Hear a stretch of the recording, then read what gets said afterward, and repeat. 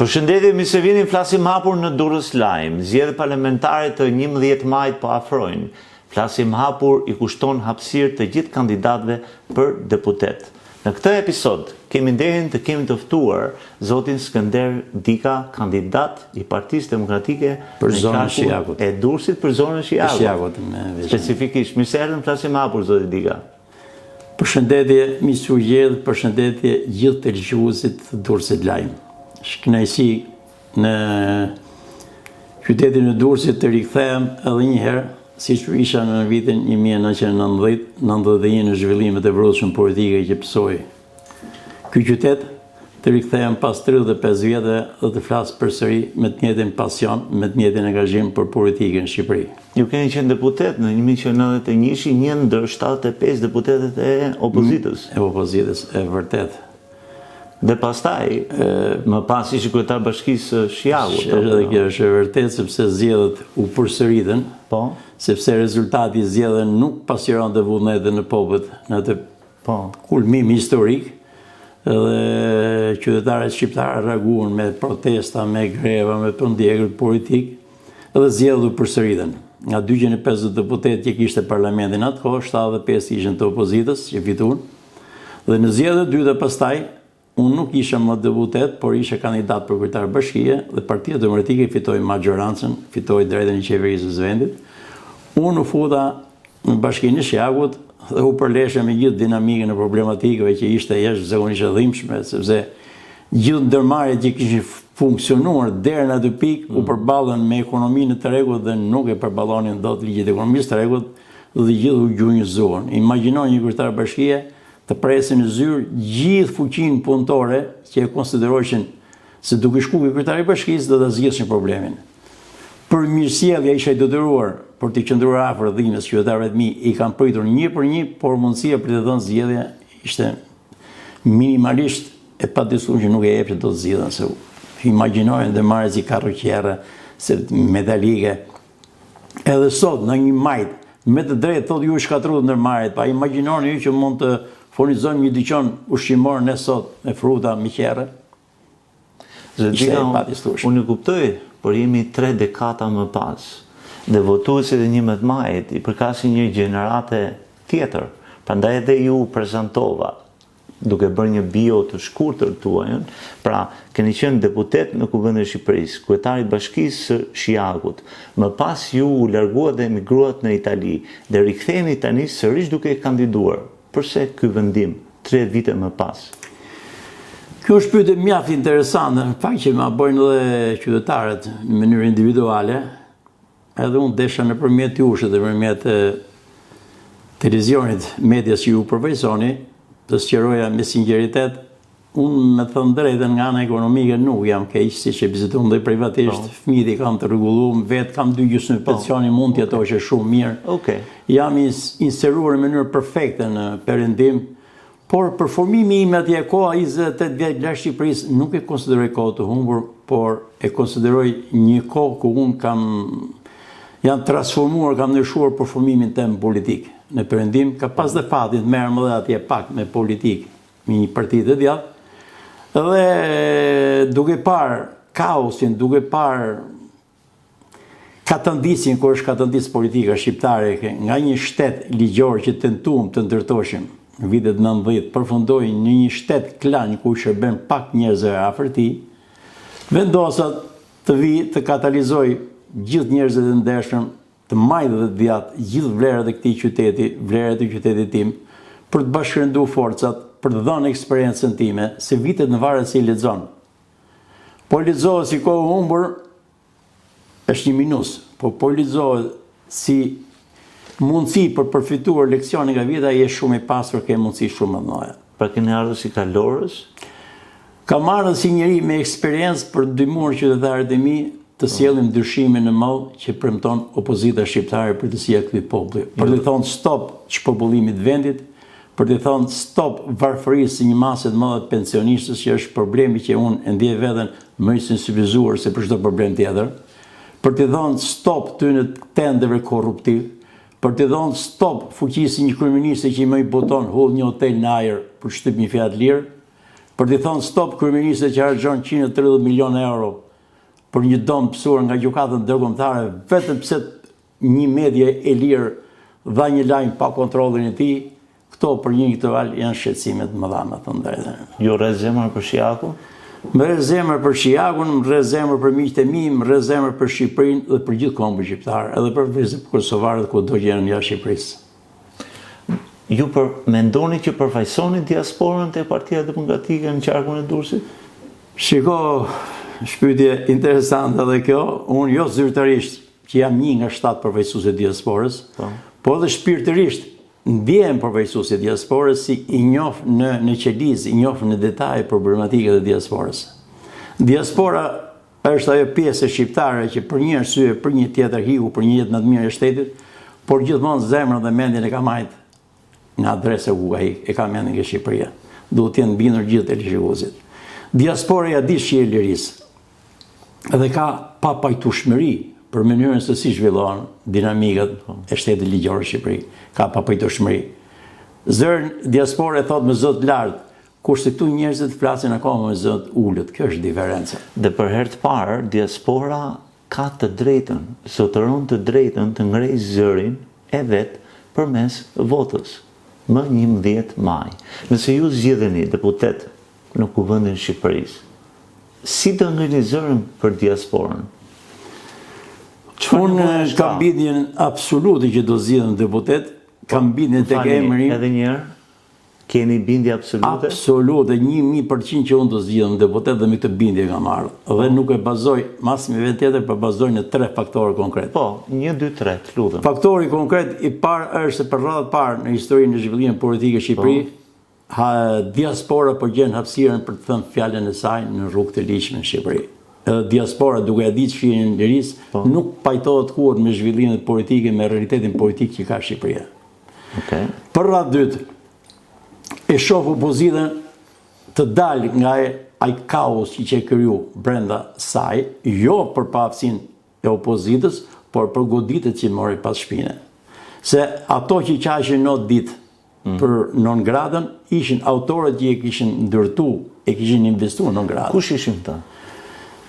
Besoj që bjem në përsërit dhe lodhin televizionistë shqiptar, po të aporisë shpesh, më mjafton të kujtojmë çantat me dollar në parkezhet nën tokësor të New Yorkut që financoheshin nga zyra e Edi Ramës për ta shpallur Berishën non grata, dhe mjafton të kujtojmë pyetjen e pisët të Edi Ramës kur i tha a e kaloni Atlantikun ju Berisha. Pas ishi sigurt për që kishe mjell, i kujtoj popull qytetar shikonin se çfarë do mbi. Dhe bindja e tretë? Bindja e tretë është se sot liderin historik të Partisë Demokratike që për 4 vjet regjimi dhe suporti i tij spekulanti Soros kishin arrit ta kufizonin, sot Berishën se kanë parë asnjëherë më të mbështetur nga faktori ndërkombëtar, qoftë nga faktori europian, qoftë nga i amerikan.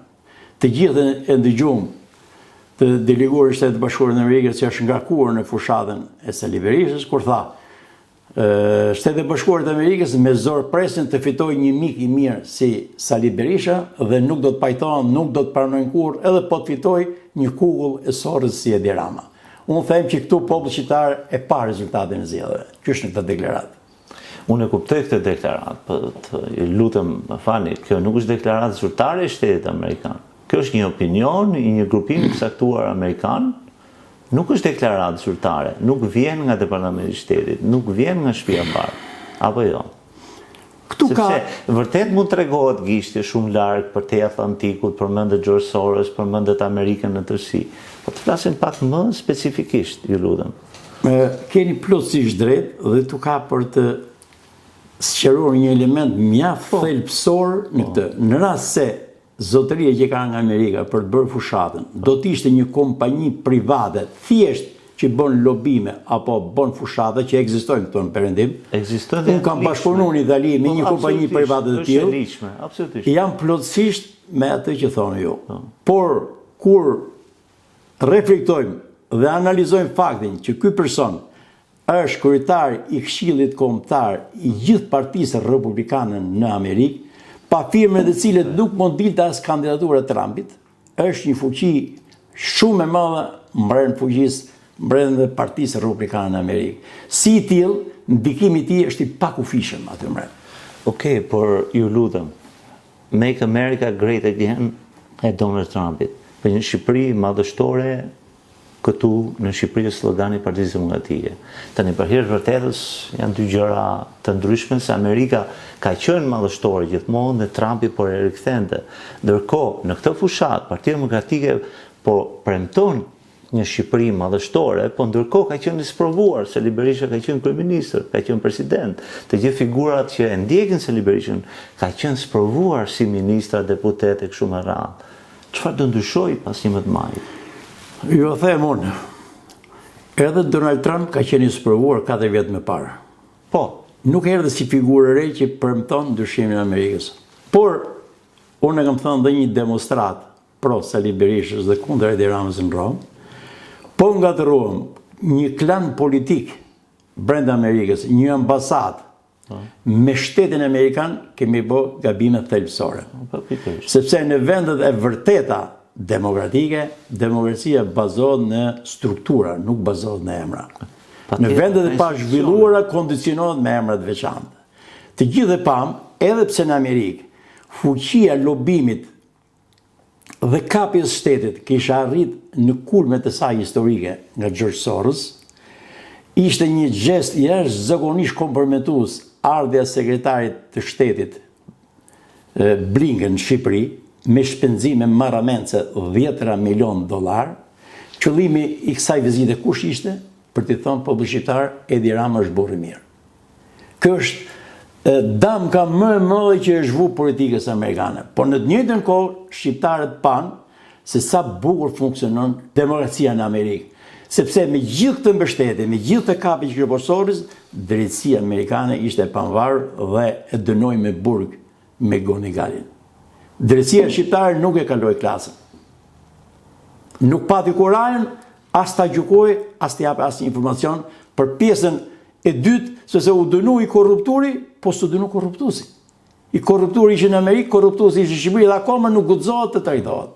Zoti Dika, po shkoni në zgjedhje me një kartë alla amerikane. Por flas për Partinë Demokratike Shqiptare. Cili është programi, çfarë propozon Partia Demokratike Shqiptare në zgjedhjet e 11 majit? Se Amerika i ka zgjidhur, do i zgjidhi dhe një popull madhështor, ko madhështor, din si t'i zgjidhi gjërat e brendshme dhe të jashtme të saj. Ne flasim për 11 majin. Çfarë ofron qeverisja demokratike pas 11 majit? Keni jashtëzakonisht drejt me pyetjen tuaj, më thon drejt jam kritik me çdo analist shqiptar kur i dëgjoj që i japin udhëzime dhe merren politikën amerikane. Do të jemi më modest në politikën tonë, pyetësh mjaft të drejtë. Por ju jeni më informuar se unë dhe televizionistët dinë më shumë se unë, sepse unë 3 javë kanë që kam në Shqipëri, po e ndjek dhe nga Italia. Programi i Partisë Demokratike është mjaft konkret dhe mjaft interesant. Mjafton të kuptojmë vetëm qëndrimin dhe pensionistëve. Shqipëria është një vend i plagur sepse rinia i ka ikur, që popullohet çdo ditë dhe baza e qytetarisë shqiptare janë pensionistët. Janë 750.000 pensionistë që jetojnë me një minimum jetik. Partia Demokratike ka vërë gishtin mbi plag dhe garanton minimumin jetik për çdo pensionist, mos ketë pension më të vogël sa 200.000 lekë. Është shumë i vogël, 200.000 lekë. Por ju duhet dini që pensionistët që vinë nga ish punonjës të bujqësisë janë gjithë më ulët. Pensionistët që vinë nga klasa punëtore mund ta kenë dhe më të madh. Plus që nuk është bërë qartë nëpër media, një numër i madh pensionistës që nuk kanë pas fatin të kenë kontribute as në shtet, as në kooperativë, nuk kanë fare pension në Shqipëri. Partia Demokratike ka marrë përsipër këto njerëz që kanë kaluar moshën e pensionit, do të marrin edhe këto 200.000 lekë. Kjo është një arritje jashtëzakonisht e madhe. Edhe le me shpresu shumë njerëz që diçka po ndryshon. Partia Demokratike ka vu gishtin me plak, që këtu janë një shkel shumë norma, këtu është shkeli minimumi jetik për qytetarët shqiptar. Gjithë thonë që nuk ka punëtor, pos unë kam pas njerëz të mi. Si mund të shkosh me rrobësi dhe të punosh për 350.000 lekë, 370.000 lekë, 400.000 lekë vjetër në muaj. Ne vim nga Italia me 2.000 euro në xhep dhe nuk dalin për 2 javë me jetu. Si mund të jetojë njëri në 400.000 lekë vjetër? Kur shkon në farmaci dhe ka rrecetën 130.000 lekë një recetë. Si mund të më presim një vlla, një modër me fut në restorant, kur ne jemi dishmetar, ke katër rrugë të shjakut futesh me lokal, 6 vetë me orë bukë nuk dalin 170.000 lekë. Pra pensioni me orë nuk të del me paguajtje një drek. Këtu jetohet në minimume jetike të pabesueshme kur I flasim njerëzve. Partia Demokratike ka garantuar, nuk ka rrugë më të vogël sa 500 euro deri 1.200 euro. Natyrisht në varësi të aftësive që ti shpalos ke ndërmarrje ku punon. Se jo gjithë njerëzit, në asnjë vend botës të morën njësoj. Çdo njeri do të marrë për aq sa jep. Partia Demokratike në gjithë programin e saj vën qendër meritokracinë. Meritokracia është dera që I hap të armën një kombi. Po vendosi partia, po vendosi dikush për meritet, nuk do të hesim gjatë. Po qëse meritokracia I hapet fushë lirë, Shqipëria do ecë shumë përpara. Bota jashtme funksionon sepse ka meritokraci. Zot Dika, ju jeni njëri shumë I formuar për post karrierës suaj politike. Ne diskutuam më parë, përpara se të nisnim episodin, më cituat Jean-Paul Sartre.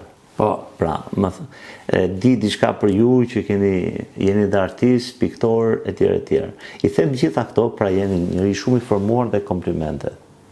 Kështu që nëse më lejoni t'ju ngaspoj pak edhe unë në këtë se kuptoj që e përballoni dhe e përballoni shumë mirë këtë çështje.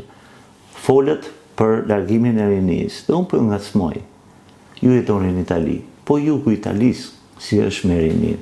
Unë ti që Pulja ka largim të rinis, I gjithë jugu I Italis. Kështu që kundër argumenti I palës tjetër është një fenomen që po ndodh gjithë botën. Pse pikërisht në Shqipëri ju e kritikoni? Keni jashtëzakonisht të drejtë. Në nëse unë para jush do t'ja faturoj 100% gjithë gjakderdhën, gjithë boshatisën e Shqipërisë ke qeverisis, do t'ishe I pa sinqert me votuesit e mi. Por 70% e ikës nga Shqipëria është e kauzuar, është e shkaktuar nga varfëria më dhe gjashtu. E thash dhe më parë, nuk është punë ajo që t'jep 300-400 euro mujt. Zërën se e pa punë, nuk është punë. Ndërsa, nëse do t'i arrim ditës një qytetar shqiptar të mori 900 euro, të mori 1.000 euro, ju garantoj gjithë shqiptarët, gjithë rinin, që është barës me një rrogë 1.700 euro në Itali. Që 1.700 euro në Itali duhet t'a dinë shqiptarët, merr një mësues që ka në universitetin ku fillo punën, fillimisht, merr një karabinier që ka punë me rrezik, aq e ka rrogën fillimisht. Pastaj ngrehet rroga, sipas viteve, sipas vjetërsisë. Por mendoni që në Itali një shqiptar kur vjen mund morë 1.500 euro, po 600 euro të bëhu qeran. Janë faturë 200 euro, 220 euro, 180 euro. Po t'i arri me kursy 100 euro në fund muajit që nuk I kursen, është fitore madhe ekonomike. Prandaj po vinë në Durrës. Keni vënë rrugët e Durrësit? Italianët po vinë në Durrës. Shiko, kundër argumentit tjetër. Me lejoni ta sqaroj këtë pikë se e kam unë jam shumë aktiv në rrjetet sociale. Prandaj edhe unë po jam shumë aktiv se e përballoni. Edhe nuk fyej njëri dhe I ftoj të gjithë rinin shqiptare të kulturohen në këtë pikë, të dialogojnë si I bëjnë mirë çështës, se debati sjell zhvillim, por pa fyer njerëzit. Nuk kam fyer njëri, edhe angazhohem, edhe në fushat elektorale nuk do të fyej njëri, se kam dhënë provë edhe në fushat e tjera. Me qytetari. Ato që vinë në Shqipëri, unë I kam takuar. Kam dhe atje që vinë në Shqipëri. Këtu në Shqipëri vinë pensionistë. Ka shumë pensionistë I kam takuar, kam marrë adresët. Ato jetojnë burrë gru këtu. Burrë e ka pensionin 1.600 euro, gruaja ka 1.300 euro. Me 2.900 euro është normale, edhe unë besoj që jetohet mirë në Shqipëri. Jetohet mirë. Po këtu nuk vje asnjë maranguz nga Italia të punoj këtu. Kemi kuzhinier. Nuk vje asnjë murator nga Italia të punoj këtu. Kemi kuzhinier, kemi profesione të tjera. Ju garantoj edhe I gjë, se e kam unë kam qenë edhe në disa vende të Shtetit Bashkuar të Amerikës. Edhe I kërkojsha kuzhinën italiane, sepse nuk hatë mirë në Amerikë, jam mësuj qikë, edhe unë më mirë kuzhinë italiane. Janë të gjithë shqiptarë. Dhe kur mesha kontakt me kuzhinierin, dilte që kuzhinieri kishte qenë në fushë caktuar, kishte qenë marangoz, nuk kishte qenë kuzhinier në Itali. Shumë italianë shfrytëzojnë emrin dhe origjinën e tyre, mjafton të folë italisht dhe këtu ai ju e besoni që është kuzhinier, po nuk është kuzhinier. Sepse një kuzhinier I mirë në Itali, I rri në restorantet mrapa dhe 5-6.000 euro. Sigurisht. Nuk besoj që restorantet këtu në Shqipëri ofrojnë ti më shumë se në Itali. Por do dini edhe gjë, çdo qytetar italian gatuar mirë. Unë kam 28 vjet atje, thritem mik në përshpia, ngrehet burri gaton, thashë pjatë makarone kur ta gaton një familjar, është pa fy restorantet tona, si po han një restorant me 3 hyrje në Shqipëri. Gatuj mirë italian. Ne nisëm ke gatimi politike, po dalim tek kulinaria italiane. Por jo, shumë e bukur, shumë e bukur bisedë. Sepse duhet shtu edhe këtë që në Manhattan, në New York, në Amerikë, sa herë shkoja në restorante italiane, për na ishte shqiptar. Sepse në këtë moment ne lëvdojmë duart e arta shqiptare kudo që janë në gjithë botën. Realisht dhe shumë me remitancat. Ditët e fundit doli raporti nga Banka e Shqipërisë, kanë rritur dërgesat e emigrantëve në Shqipëri, kanë rritur në 1 miliard euro. Dhe ky është një tregues se sa duar art janë shqiptarët. Po për shqiptarët këtu, cili është propozimi juaj personal, individual, për zgjedhjet e 11 majit? Përse duhet ju votojnë ju zona Shijakut, qyteti Shijakut, edhe qarku i Durrësit në tërësi? Tështi, unë desha të sqaroj një diçka këtu, se e shoh konfuz opinionin publik shqiptar. Po? Burra që flasin bukur, bile edhe më bukur se mu, Shqipëria ka shumë. Por burra që majnë fjallën, burra që nuk të rëthojnë shokun, burra që nuk të rëthojnë kauzën, ka shumë pak. Edhe më lejoni t'ju marrë 2 minuta ko ju dhe të lishikuse, t'ju spjegoj një fabull të bukur, kur një perëndor rumak në Rom, u lodhë me njerëzit që kishë zjedhë rreth vetës, i drejtohet këshilltarit të oborit Luciano Seneca, që është një filozof shumë i madh i shqiptarisë italiane, dhe i thotë: si mund një moni, thot, të njohë njerëzit se po lodhëm shumë, thot. Si mund të dhe lojnë, thot, burri nga burra caku. është shumë e lehtë, tha. Ashtu si që lojnë dhe bledhen nga miza. Po pritse, edhe kjo s'është e lehtë, se bledhen nga miza, 2 fluturojnë dhe. Të 2 bojnë zhurën kur hecin dhe, sfitet e lojnë. Ke bledhen nga miza ke një lehtësi dhe. Mos shi fluturimin, as fletet, shi venin ku ndalen dhe. Po u ndal ke marmalat e prishme dhe është mizë. Po u ndal ke lulja dhe ke nektari, është bledh. Po. Kjo shumë bukur. Kjo vlen më shumë për gazeterin. Sepse edhe tek njerëzit e mi ndjej që njerëzit hutohen nga të analizat televizive. Më parë unë kam një papajtueshmëri me titullin që i vjen analist. Kush e certifikon një gazetar që ka performancën për të qenë analist? Certifikojnë veten, edhe klani që kanë hyrë në një studi, jam analist. Analisti është titull shumë i lartë, nuk fitohet kollaj. To e japin vetes. E dyta, që të ndihmoj të ligjikuesit për gjyku, se çfarë gazetari është, i them të kujtoni çik të fabulën e Perëndorisë Romake. Ti shikojnë gazetarët ku janë ndal. Nëse gazetari ndalet ke lekët, ke pagesa, ke oborri që ka pushtetin, i ngjan me shumë mizës. Nëse gazetari ndalet ke mbrojtje fjalës lirë, ke parimet, ke shteti ligjor, ke interesi qytetar, është blet, ai është ndal ke lulja. Ky është kriteri për të dalluar. Që për shkak të medias është konfuze opinioni publik? Ka ndikim pa diskutuar. Sigurisht është pushteti i katërt. Vendos president, vendos pushtetar, ka forcë madhore. Në momentet e agonisë në luftën e dytë botërore, kur Hitleri po thyesh, i tha generalit që kishe më besnikar për vetës. Të më pyesi Zoti tash edhe çfarë do kokën e Stalinit apo kokën e shefit medias, propagandës, kërkoj kokën e shefit propagandës. Atëherë si është vënë media në funksion të zgjedhjeve të 11 majit? Kjo është një handicap, kjo është një parakusht i disfavorshëm për opozitën shqiptare. Sigurisht. Sepse median unë e shikoj të kapur, 80-90% të medias nuk i thot shqiptarëve të vërtetën, por i flet për mrekullitë e oborrit. Unë do t'i kujtoj dhe vetë një fakt të rënditës. Isha në Itali dhe si një shpirt i lirë, unë dhe artisti karakterizohet nga shpirti. E përmenda. Karakterizohet nga shpirti i lirë. Ju nga Shijaku, jeni artist nga Gimfaja, ju ka furzuar brezi i tillë. Për mua artisti nuk ka përshaport, nuk ka origjinë, artisti është artist në çdo vend botës. Artisti duhet të jetë i lirë, artisti s'duhet kondicionohet. Bile artistët më të mëdhenj botës kanë dekë në gjendje varfërie. Një artist që ndjek mirëqenien e thotë bukur Sant'Agustina. arti thot nuk ka asgjë të përbashkët me dobishme, thot. Në momentin që zhvillon të ketë pushon si qeni art. Pra, kthehemi tek 11 maj. Kthehemi tek 11 maj. Ju po thoni që do revoluciononi qasjen me media si pushtet nesër? Unë i boj apel, po, si një intelektual, i boj apel. Çdo intelektual i Dursake, çdo intelektual shqiptar, çdo gazetar se edhe gazetari presupozohet është një intelektual, është një informuar. Patjetër. Vejuni në shërbim të qytetarëve tuaj, vejuni në shërbim të së vërtetës, vejuni në shërbim të së dobishmes, vejuni në shërbim të ndryshimit. Kini pak më dashuri për komunitetin, pak më dashuri për qytetarët, pak më dashuri për atë pensionistin që po vuan. Mos shihni vetëm interesin tuaj është gjenof. Është gjenof vërtet. Unë po të kisha pa interesin nuk isha në Shqipëri. Ka marrë tamam për këto pikpamje. Mu bo pjesë e këtij kontributi, t'japim diçka për të vend. Mos harrojmë, shqiptarët kanë dhënë jetën për atë dhënë. Ne mos japim një orë dedikim, ne mos japim një përkushtim vërtet sinqert pastër. Nuk po japin.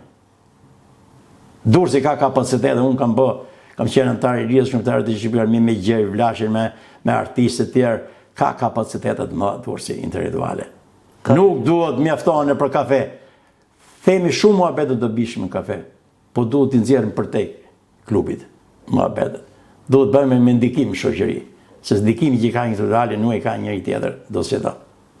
Për një bëj thirrje sinqert intelektuale, bëhuni gjallë, bëhuni do bishim për shoqërinë tuaj.